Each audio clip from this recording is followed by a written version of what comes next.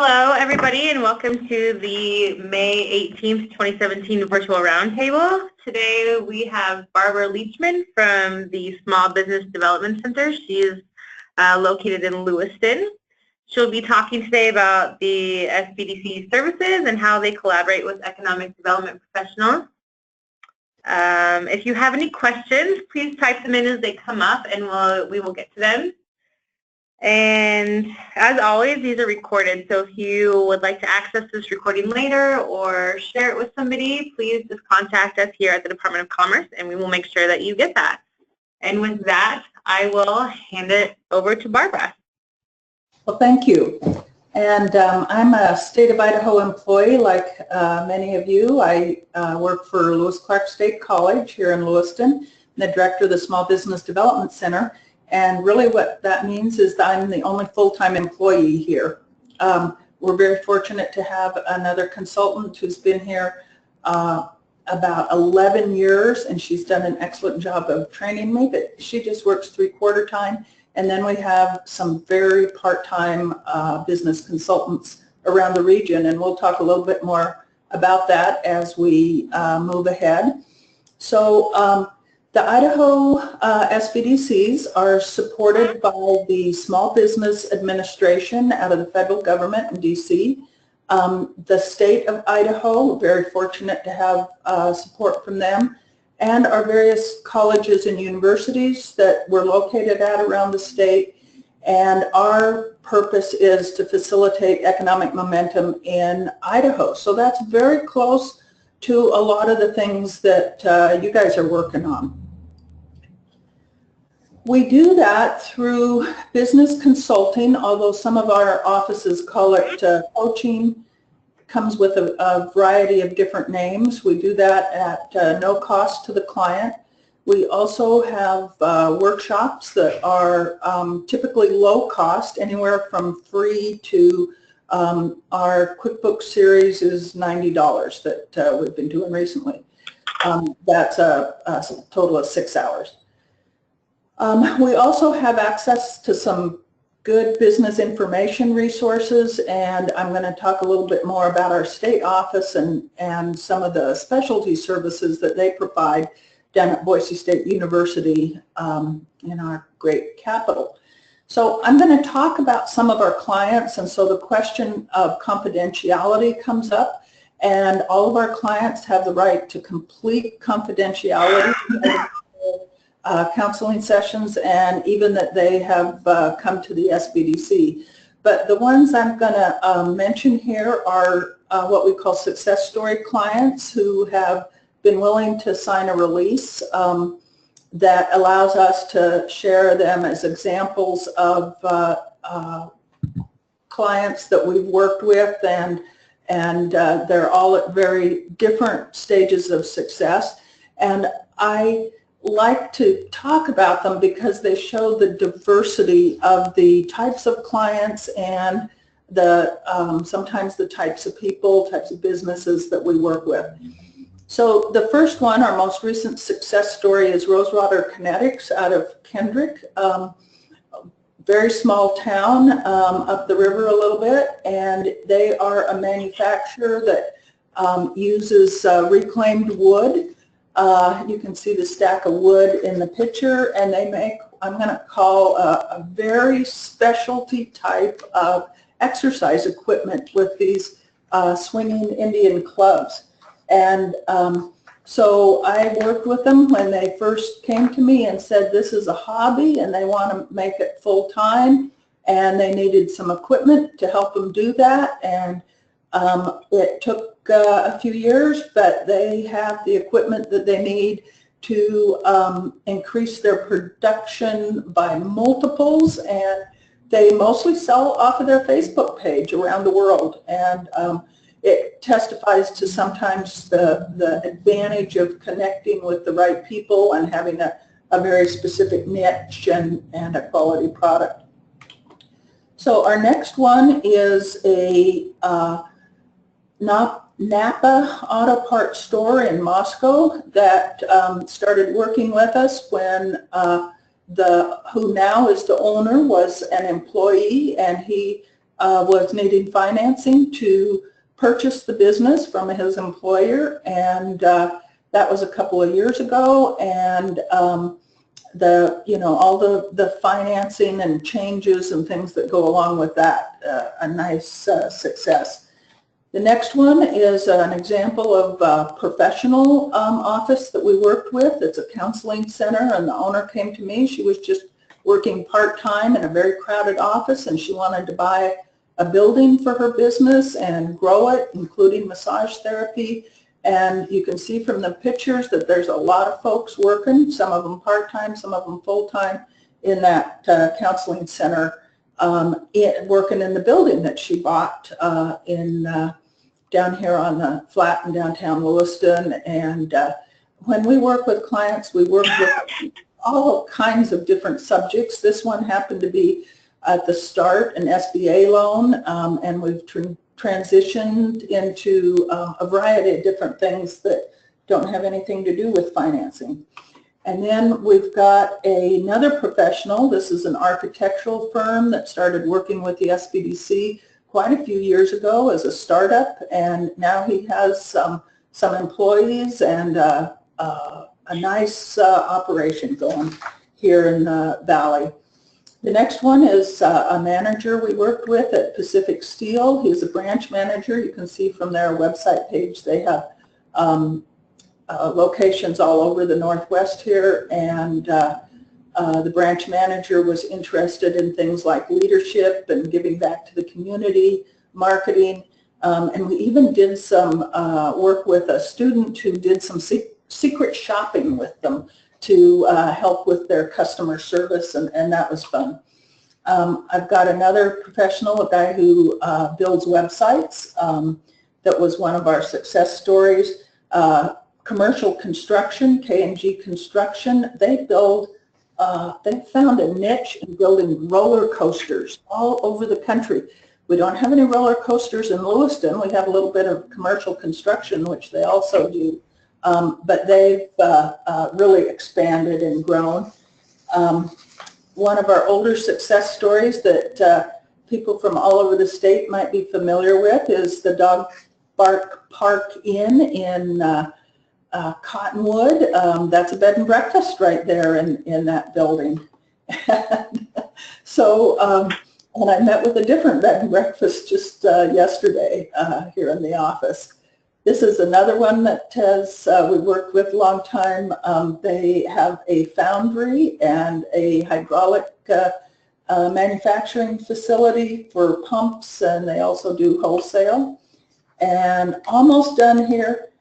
This is Lewis Clark Recyclers, which is a recycling plant and document storage, and kind of reinventing themselves with the times. It's one of the reasons that I get excited about coming to work every day is the diversity of our clients and how appreciative that they are to be able to sit down with us and share their ideas and pick our brains about how we might be able to be of assistance. So there's a place on our website. This is part of our state, as I'm pointing with my fingers and realizing you can't see my hands. This is our website that we have a special page under resources with success stories from all over the state. And you might recognize some of these from areas that you're in.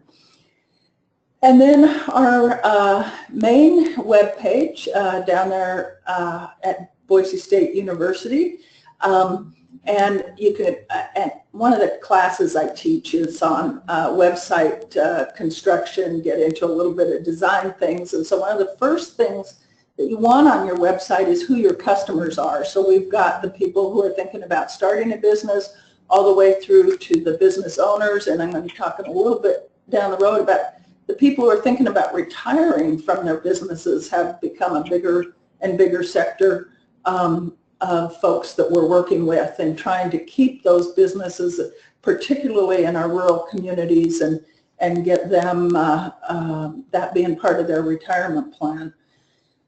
So about 2/3 of our customers are existing business owners, and about 1/3 come to us as pre-startups. And what do we do? We're about empowering business success, and so we offer that no-cost coaching that can help you work on your business, not just in your business.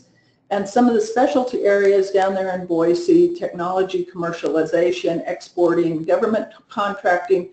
So the PTAC office used to be over at Commerce, and they have moved to our state office, the SBDC down there in Boise, and we also have a gal working on environmental regulations. And then this is just the bottom half of the page.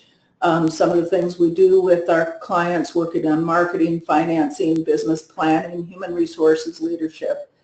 Our impact is a big deal for us. We have to, not that we enjoy it, but we've got a database that we have to enter a lot of data into, so that our state office brings that together and is able to report what our results have been.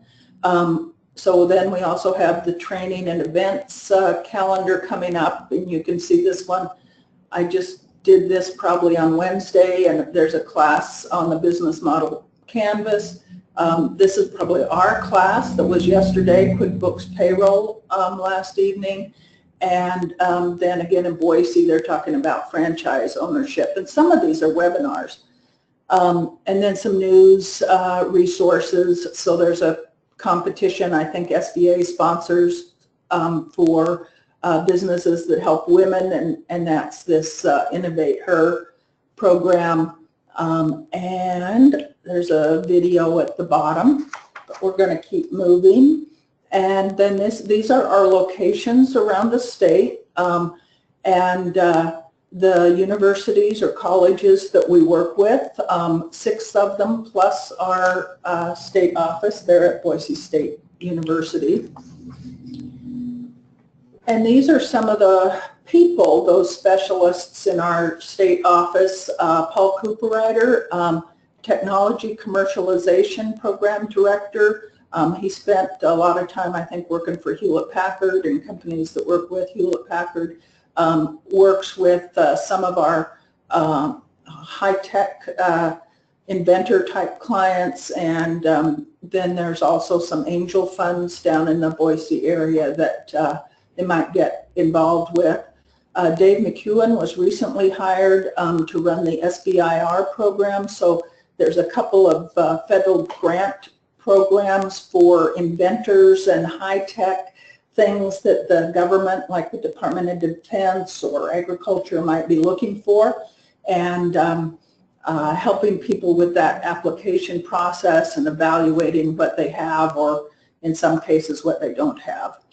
And so Gary and Lee with PTAC, helping connect people up with government contracts and getting listed to be able to bid on those. And then Laura Matthews, there's some funding that I believe comes through the Idaho Department of Environmental Quality that is helping her be able to work with businesses from a non, that she's not in a position where she's going to penalize anybody. So sometimes people are more willing to work with somebody like that to come into compliance, and so that's a nice resource. This is an example of one of our offices. This is Region 1 up in Post Falls.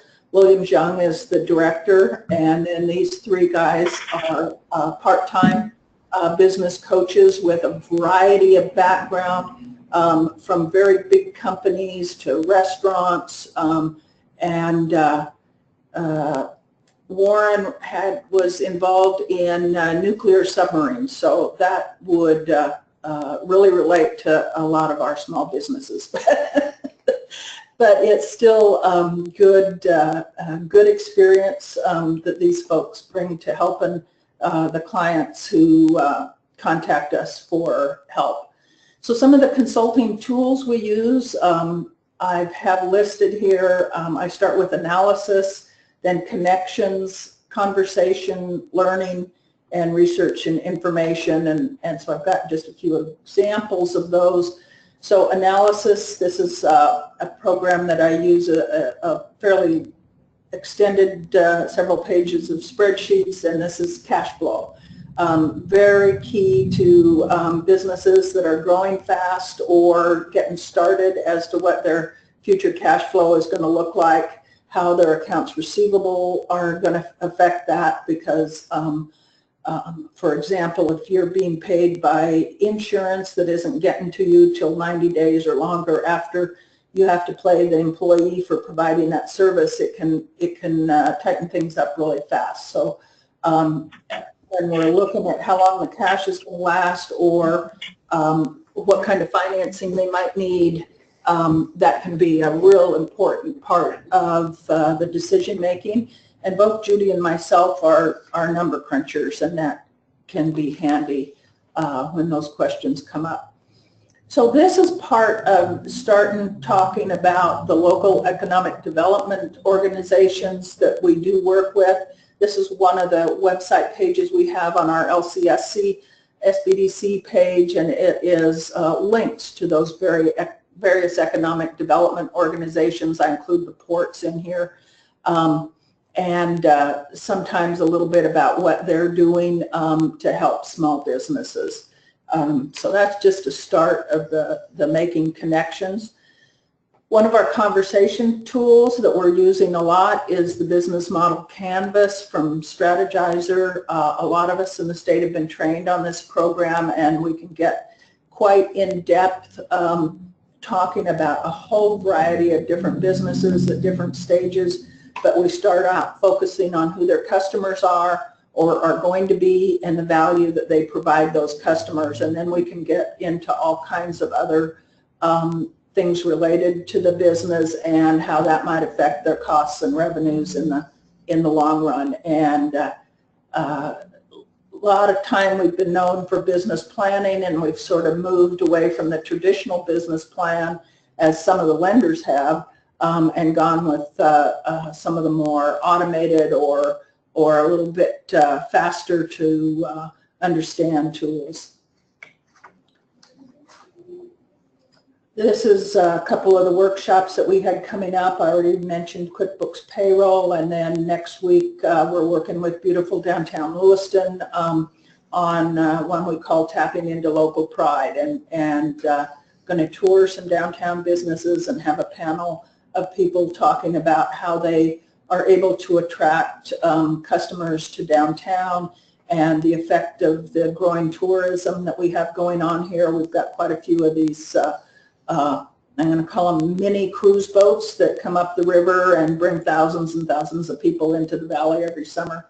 And yet our downtown is kind of shut down on Saturday afternoon. So how that all affects it and what we can or maybe can't do about it. This is a list of some more of our training topics. And this varies a little bit around the state depending on the expertise of the people involved, but we also look to bring in guest speakers, like that one on Monday is going to have a whole panel of people providing expertise, and sometimes those experts are people involved with economic development organizations, and we all have a lot of the same goals about keeping our communities thriving and keeping those employers, those small businesses that provide the services and the lifeblood of our small towns. So a lot of different topics. I'm doing search engine optimization on a webinar that's originating out of our Idaho Falls office tomorrow, and it's sort of a lunchtime event that they're doing every week with these webinars. I personally prefer teaching in person so that I can get even a little bit of feedback. I'm not seeing any questions in here yet. I don't see any questions yet either. Okay, and so I kind of laugh to myself, and that's a whole lot easier to do in front of people than it is in front of a computer screen. We've got a CPA who donates her time and is going to teach a workshop on tax deductions coming up in a few weeks. Leadership is an interesting subject, and it can be hard to do in a group setting because everybody's needs are so different. Back to that succession planning with our small rural businesses, some of them manufacturers, some of them not so small, but I'm going to talk about that in another moment. Intellectual property, we've got another new patent attorney in the Valley, and he told me that something like 5% of patents are all it is that makes the only money. So that's some of the topics we talk about, and the reality of being an inventor sometimes. And then research and information, so we're able to tap into an organization called SBDC Net. They're associated with a university in Texas, and they're able to provide us with some customized research, although there are also things that they just have out there. So if you want to learn, for example, about automotive aftermarket accessories, if somebody's going to go into that, you can bring up a report as to what's happening in that kind of industry, what the lenders might think of it, maybe even a sample business plan. I see there's one down here, beef jerky manufacturing. That looks like it could be interesting to one of my clients. So a lot of variety on those sorts of things. I've created a number of what I call my top 10s. Some of them I borrow from other people with giving them credit, but this is one that I put together because I don't know about you guys, but we get people coming in thinking that their government is going to give them a grant to start a business that they have no experience in, and it involves a food truck. But no, sorry, grants are not likely, even if you are disabled, a veteran, woman-owned business, or minority. The notion that SBA is providing grants to help start or grow a business is an urban myth. Some cities or states may provide more than what is found in our area, but there are some exceptions, and one of those exceptions is Idaho vocational rehabilitation. Usually training or equipment, but we have seen some businesses, some successful businesses that have gotten started with some help from vocational rehab. Agriculture, exporting, and that's something that if people were interested in details about that, I'd be sending them to you folks over at Commerce. Innovative technology wanted by the government, that's that SBIR or STTR programs. Again, high tech, very high tech.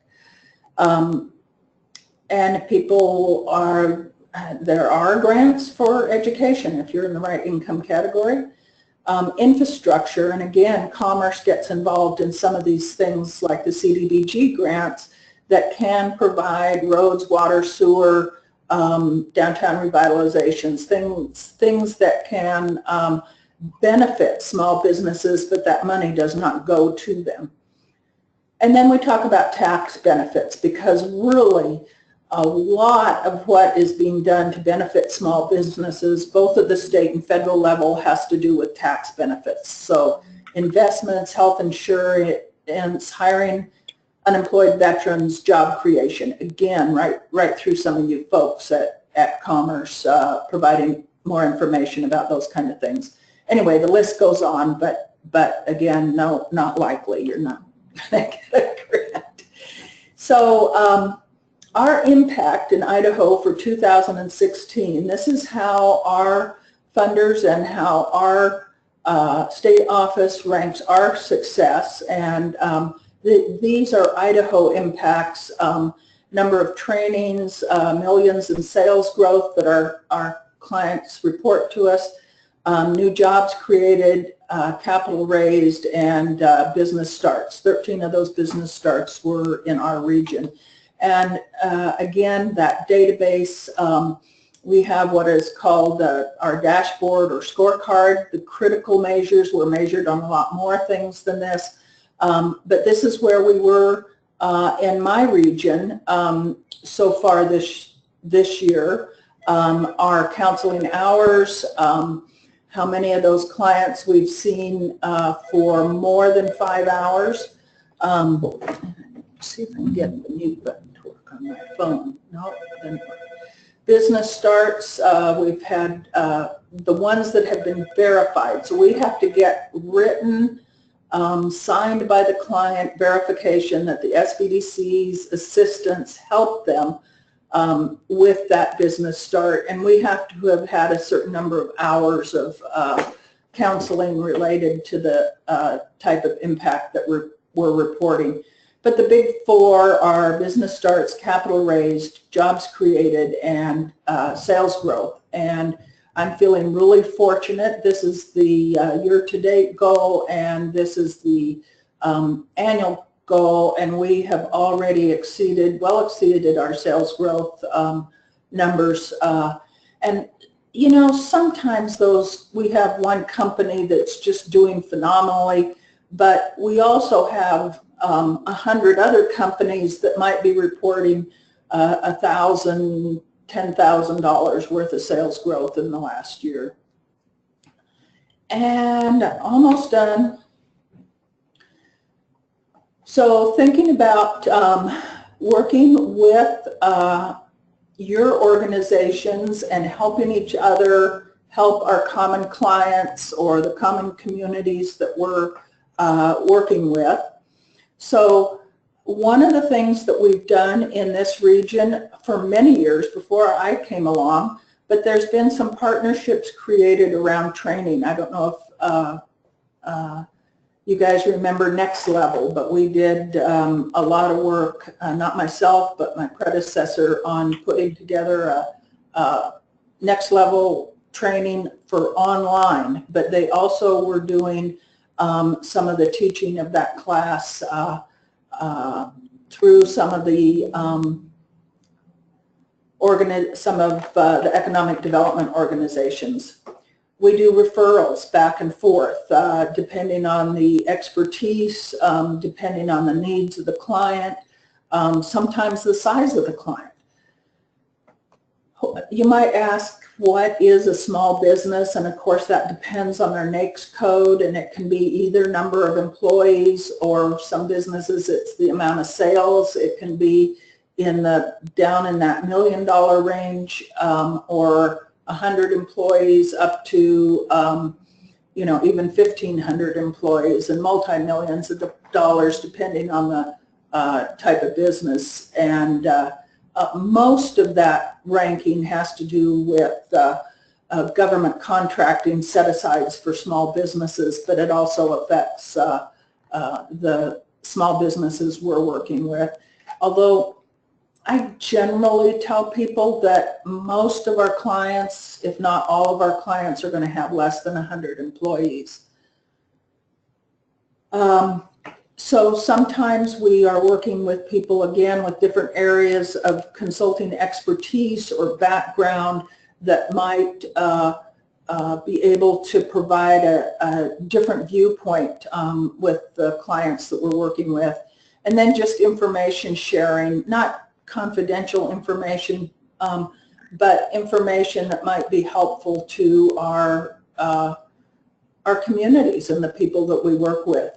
And I'm hoping that you might have some other ideas for partnering that we might be able to talk about. And I'm going to use an example of a rural business that Jessica Austin and I worked with up in her area. The owners are ready to retire, and we want to talk about options to liquidation. They have property that is worth a lot of money, equipment worth a lot of money, and a business that, even though it's supporting all of these family members, doesn't make enough money to afford the retail value of that property and equipment. So we're going to explore additional options that might be considered, what's going to be to the best benefit of the family, and options that they might want to consider related to financing, and again, digging into the feasibility of what's going on there. And that's rewarding to be able to do that. And So we are here to help our area businesses thrive and grow, and we hope we can help you with some of the questions that you get. Right now in our area, I was going to mention that we hired a rural business consultant because that's kind of been one of our focuses up here related to the need. And he works for the University of Idaho full-time, and so the maximum he can do consulting for us as an employee is 10 hours a week, and that's been working well. And we were not able to find in the Grangeville and